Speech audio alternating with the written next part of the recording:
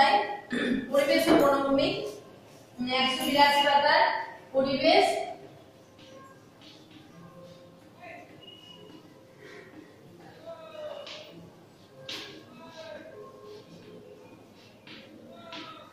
ও বনভূমি। ঠিক আছে,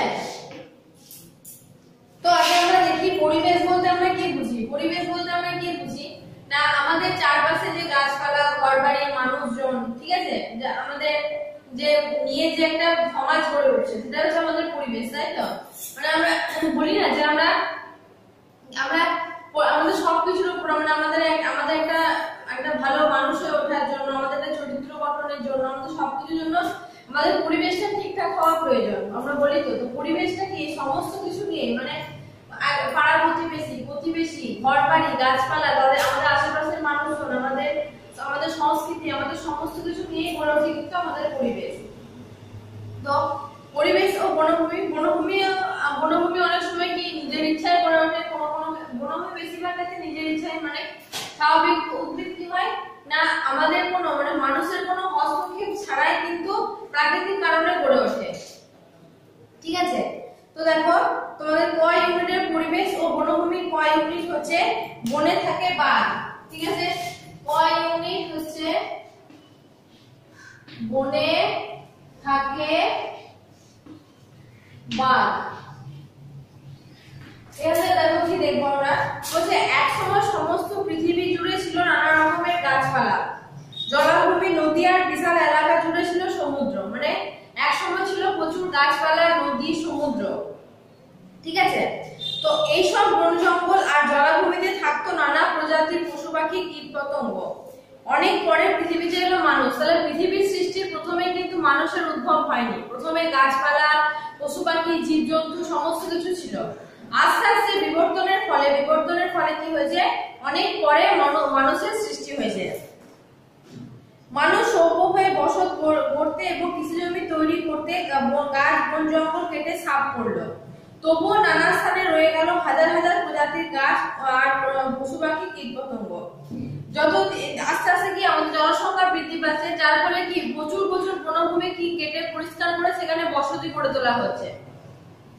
কিন্তু তবুও বসতি গড়ে তোলার ফলে অনেক গাছ কেটে দেওয়া সত্ত্বেও কিন্তু এখনো অনেক প্রজাতির গাছপালা, পশু পাখি, কীট পতঙ্গ থেকে গেছে। তো কি বলেছে যে এইসব নিয়ে হলো বন, আর বন থেকে যেসব জিনিস আমরা পাই সেটা হচ্ছে আমাদের বনজ সম্পদ। তাহলে বন থেকে আমরা যে সমস্ত সম্পদ বা যেসব জিনিস আমরা সংগ্রহ করি সেগুলো হচ্ছে আমাদের বনজ সম্পদ। বলছে পরিবেশ, আবহাওয়া, মাটি ও বৃষ্টিপাত অনুযায়ী এক এক জায়গায় এক এক রকমের কি হয় গাছ জন্মায়। মানে জলবায়ু, সেখানকার মাটি, সেখানকার পরিবেশের উপর ভিত্তি করে এক এক জায়গাতে এক এক রকমের উদ্ভিদ জন্মায়। সব জায়গাতে সব উদ্ভিদ জন্মায় না। যেমন চিরসবুজ উদ্ভিদ, পর্ণমোচী উদ্ভিদ একই জলবায়ু অঞ্চলে জন্মায় না। টক ফল একই জলবায়ু অঞ্চলে জন্মায় না, কারণ এক একটা পরিবেশের উপর নির্ভর করে, এক একটা জলবায়ুর উপর নির্ভর করে এক এক রকমের গাছ জন্মায়।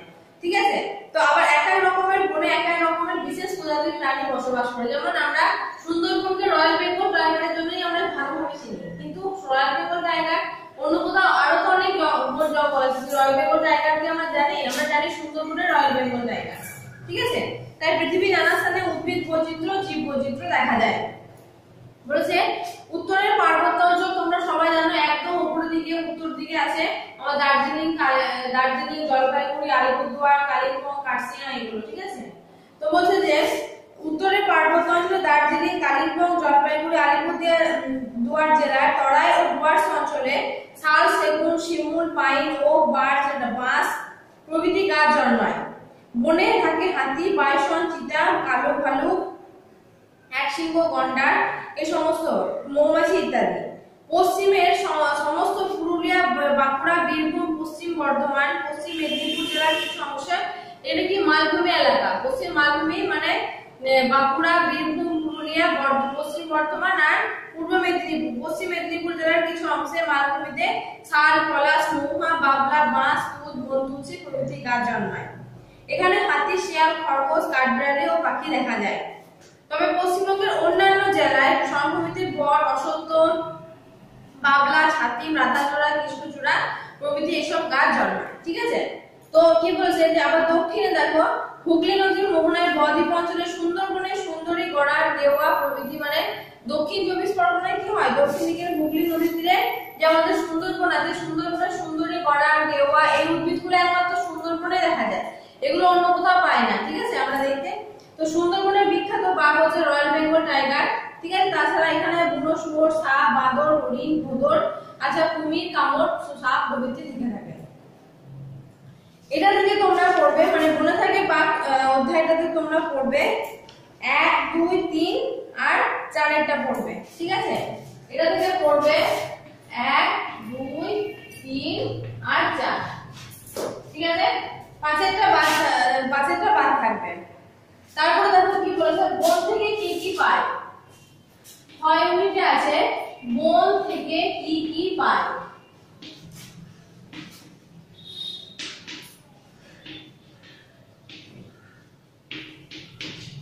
বন থেকে কি পায় দেখো, বলেছে মানব জীবনে বন বা উদ্ভিদের অবদান অসীম। শুধু খাদ্য নিয়ে নয়, মানে বন থেকে শুধুমাত্র আমরা খাদ্যই পাই না, বন থেকে আমরা জ্বালানি কাঠ পাচ্ছি, বন জঙ্গল কেটে আমরা সেখানে বসতি গড়ে তুলছি, সেখানে বনভূমি কোনো একটা জায়গার বনভূমি অল্প পরিমাণ বনভূমি, সেখানে গাছপালা পরিষ্কার করে আমরা চাষের জমি তৈরি করতে পারছি। তো সেক্ষেত্রে বলছে মানব জীবনে বনভূমির অবদান হচ্ছে অপরিসীম। বনভূমি থেকে আমরা শুধুমাত্র খাদ্যই পাই না, আরো নানা রকম বনভূমি আমাদের উপকার করে চলেছে। বন উদ্ভিদের অবদান নিচে আলোচনা করা। দেখো খাদ্যের জন্য উদ্ভিদের উপর সকল প্রাণী নির্ভরশীল, কারণ খাদ্য উদ্ভিদ হচ্ছে একমাত্র স্বনির্ভর, মানে নিজের খাদ্য নিজেরাই তৈরি করতে পারে। কিন্তু বাকি সমস্ত প্রাণী কি করে না, উদ্ভিদের উপর নির্ভরশীল। তাই বলছে যে গাছের ফুল, ফল, ফসল, শাকসবজি পাওয়ার জন্য আমরা চাষ করি। আবার কাঠ বা শিমুল প্রভৃতি কি গাছের ফলের মধ্যে থাকে তুলো, যা দিয়ে আমাদের কি হয়, কাপড়, বিছানা, বালিশ প্রভৃতি তৈরি করা হয়। পাট, শন, গাছের আঁশ দিয়ে কি হয়, বস্ত্র তৈরি করা হয়। বাসগৃহ নির্মাণে বিভিন্ন কাঠ, বাঁশ, খড়, পাতা প্রভৃতি ব্যবহার করা হয়। এগুলি বন বা উদ্ভিদের অবদান। তাই বলছে অন্ন, বস্ত্র, বাসস্থান ছাড়াও আরো নানা প্রয়োজনীয় জিনিস আমরা উদ্ভিদ থেকে পেয়ে থাকি, মানে অন্ন, বস্ত্র, বাসস্থান তো আমরা পাই, এগুলো ছাড়া আমরা উদ্ভিদ থেকে কি পেয়ে থাকি, আরো অনেক জিনিস পেয়ে থাকি। প্রথমত হচ্ছে ঔষধ। ঠিক আছে, ঔষধ কি না, উদ্ভিদ থেকে আমরা যেমন সর্পগন্ধা, সিংকোনা, বাসক, তুলসী, তারপর পেনিসিলিয়াম, ধানপুরি, কুলেখাড়া প্রভৃতি যে জীবনদায়ী এই যে উদ্ভিদগুলো আছে, এগুলো থেকে আমরা জীবনদায়ী ওষুধ পেয়ে থাকি। তারপরে বলছে রাসায়নিক পদার্থ। রাসায়নিক পদার্থ কি, গদ, রজন, যেগুলো ধুনো বা আঠা, যেগুলো গদ, রজন, রবার, অ্যালকোহল প্রভৃতি রাসায়নিক দ্রব্য আমরা উদ্ভিদ থেকে পাই। তারপর হচ্ছে সুগন্ধি দ্রব্য। সুগন্ধি দ্রব্য মানে হচ্ছে ধুনো, চন্দন, আতর, ফুলের নির্যাস প্রভৃতি সুগন্ধি দ্রব্য আমরা উদ্ভিদ থেকে পাই। মধু ও মোম কি, দেখো বনের মৌমাছিরা ফুলের মধু সংগ্রহ করে সঞ্চয় করে রাখে মৌচাকে, সেই মৌচাকটা কিন্তু উদ্ভিদেই হয়, কোনো গাছের মধ্যেই তারা মৌমাছিরা মৌচাক তৈরি করে, তাহলে আমরা মৌয়ের থেকে সেই মধু মোমও পাই। মশলা কি, এলাচ, লবঙ্গ, দারুচিনি প্রভৃতি সুগন্ধি মশলা, আদা, রসুন, ঠেলানো মশলা, হলুদের মতো রঙিন মশলা আমরা রান্নার কাজে ব্যবহার করে থাকি। কাগজ কি, বাঁশ, সাবাই ঘাস, খড়, পচা নরম কাঠ থেকে কাগজ ও বোর্ড তৈরি হয়। উদ্ভিদ থেকে অনেক অন্যান্য দ্রব্য তৈরি হয়। আসবাবপত্র কি, সেগুন, শাল, বাদাম, মেহগনি প্রভৃতি গাছের কাঠ থেকে চেয়ার, টেবিল, খাট, আলমারি প্রভৃতি মূল্যবান আসবাবপত্র আমরা পেয়ে থাকি। ঠিক আছে, এখন আমরা বুঝতে পারি একটা গাছ আনার দিক থেকে মানুষের কত দরকারি, মানে বিভিন্ন কাজে গাছ আমাদের বিভিন্ন রকমের উপকার করে, বিভিন্ন ভাবে আমাদের উপকার করে। ঠিক আছে, তো দেখো এইখান থেকে তোমরা পড়বে 1, 2, 3 ইউনিট। ঠিক আছে, 1, 2, 3 এটা পড়বে।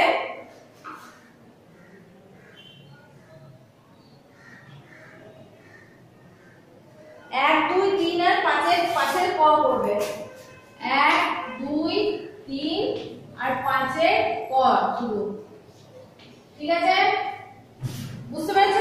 একটা, দুইটা, তিনটা পড়বে। আর 5 নম্বরে যে ঔষধ আছে, যেটা সিংকোনা গাছের ছাল থেকে আমরা 15 রকমের ঔষধ তৈরি করতে পারি, এই ঔষধে শুধু ওই ভাগটাই পড়বে।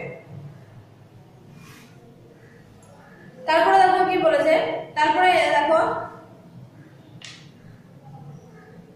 গ নম্বর ইউনিটে আছে হারিয়ে যাওয়া বন আর নতুন বন। ঠিক আছে, গ ইউনিটে আমরা পাচ্ছি হারিয়ে যাওয়া বন ও নতুন বন।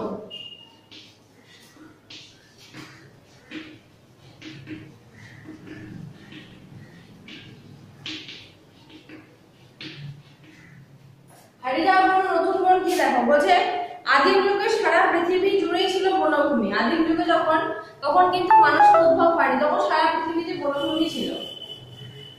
বনভূমি, বন জঙ্গল আর সাগর মহাসাগর। তখন গভীর বনে হাজার হাজার প্রজাতির গাছপালা আর পশু পাখি থাকতো। কৃষিকাজ শেখার পর মানুষ চাষের জমি তৈরি করতে বনের গাছ কাটতে শুরু করলো। যখন কৃষি জমি তৈরি করতে লাগলো নিজেদের প্রয়োজনের তাগিদে, তখন তারা বনভূমি কাটতে শুরু করলো। বনভূমির জায়গায় দেখা দিল সবুজ শস্য ক্ষেত্র। এতে বন্য প্রাণীদের বাসস্থানের কিন্তু কিছু অভাব হয়নি, কারণ তখন সারা পৃথিবীর লোক সংখ্যা ছিল খুব কম। বনভূমি কাটলেও তখন কিন্তু বন্য প্রাণীদের বাসস্থানের কিন্তু কোনো অসুবিধা হয়নি, কারণ তখন পৃথিবীর লোক সংখ্যা কম ছিল। তাই তো তার পরিবেশের ক্ষতি বিশেষ হয়নি, কারণ কৃষিক্ষেত্র সবুজ উদ্ভিদের চাষই করা হতো। এতে বায়ুমণ্ডলে অক্সিজেন সরবরাহ, কার্বন ডাই অক্সাইড শোষণের কাজ ঠিকমতোই চলছিল। মানে গাছপালা কেটে সবুজ উদ্ভিদের চাষ করা হতো, ঠিক আছে। তাই কোনো পরিবেশেরও কোনো ক্ষতি হয়নি, কারণ একই ব্যবস্থাই হতো যে গাছপালা হচ্ছে সবুজ উদ্ভিদ দেয়, কিন্তু কি যেহেতু তখন মানুষের লোক সংখ্যা কম ছিল, সেহেতু অক্সিজেন কার্বন ডাই অক্সাইডের সমতা রক্ষা সেটাও কিন্তু ঠিকঠাক সচল ছিল। অসুবিধা হলো যখন কৃষি জমি ও বন সাফ করে গড়ে উঠলো গ্রাম, নগর, জনপদ। যখন সেই কৃষি জমিকে আবার কি করা হলো, সেই বনভূমি কেটে কৃষি জমি তৈরি করা হলো, কিন্তু জনসংখ্যা বৃদ্ধির ফলে সেই কৃষি জমিকে পরিষ্কার করে আবার সেখানে বাসস্থান গড়ে তোলা হলো, গ্রাম, শহর, জনপদ গড়ে তোলা হলো মানুষের সুবিধার জন্য। তখন থেকে কিন্তু পরিবেশে অসুবিধার সৃষ্টি হলো। কৃষি শিল্প বিপ্লবের পর পৃথিবীতে বনভূমি, জলাভূমি অনেক কমে গেল। এতে প্রাকৃতিক ভারসাম্য নষ্ট হলো। বনভূমি ধ্বংস করার কুফল বিজ্ঞানীরা বোঝালেন। সরকার থেকে গণসচেতনতা গড়ে তোলার জন্য নানাভাবে প্রচার চালানো হলো। শিক্ষিত মানুষ বুঝলো আর সকলকে বোঝালো, উৎসাহী করে তুললো গাছ লাগানোর কাজে। শুধু পরিবেশ রক্ষাই নয়, গাছ থেকে পাওয়া যায় কাঠ ও ফল। এসব মূল্যবান জিনিস বেচে টাকাও পাওয়া যায়। বাড়ির আশেপাশে পুকুর পাড়ে, খামারে, বাগানে, কৃষি জমির পাশে লাগানো হলো নানা জাতের ফল ও কাঠের গাছ। এতে পরিবেশে যেমন সমৃদ্ধি হলো, তেমনি গরিব চাষীদের আর্থিক অবস্থারও উন্নতি ঘটলো। বর্তমানে বিজ্ঞানসম্মতভাবে বনের পুরনো গাছ কাটা হয় কাঠের জন্য, আর সেই জায়গায় নতুন চারা গাছ লাগানো হচ্ছে। কয়েক বছর পর ওখানে গড়ে ওঠে কৃত্রিম অরণ্য, মানে যে গাছগুলো কেটে আমরা নিচ্ছি সেই জায়গাতে কি করা হচ্ছে, আবার চারা গাছ লাগানো হচ্ছে, যার ফলে কৃত্রিম অরণ্য তৈরি করা হচ্ছে। বনভূমি সবুজ গাছ বাড়াতে বন মহোৎসব ও অরণ্য সপ্তাহ পালন করা হলো প্রতি বছর বর্ষাকালে, ঠিক আছে। এই সময় বিনা পয়সায় সরকার থেকে নানা রকমের গাছের চারা বিতরণ করা হয়। এভাবে ব্যক্তিগত মালিকানায় বন সৃষ্টি হয়। আস্তে আস্তে কি করা হলো, অরণ্য সপ্তাহ এবং বন মহোৎসব পালন করা হলো, যার ফলে কি হচ্ছে না, সরকার থেকে চারা গাছ দিয়ে কি করছে না, সেখানে ব্যক্তিগত মালিকানায় সেখানে বনভূমি গড়ে তোলা হচ্ছে। গ্রামের পঞ্চায়েত অফিস নিজ নিজ অঞ্চলের প্রতিটি জমিতে বড় বড় রাস্তার দুদিকে লক্ষ লক্ষ বৃক্ষরোপণ করে এখন আমাদের রাজ্যে বড় বড় পথের দুদিকে যে গাছের সারি দেখা যায়, এভাবেই তৈরি হচ্ছে বন, ঠিক আছে। আইন করে গাছ কাটা বন্ধ করা হয়েছে। তো এই ইউনিট থেকে তোমরা পড়বে 1, 2 আর 3 এটা থেকে পড়বে 1 2 আর 3 ঠিক আছে। তাহলে ক খ গ এই তিনটে ইউনিট থেকে তোমাদের বলে দিলাম কি কি পড়বে।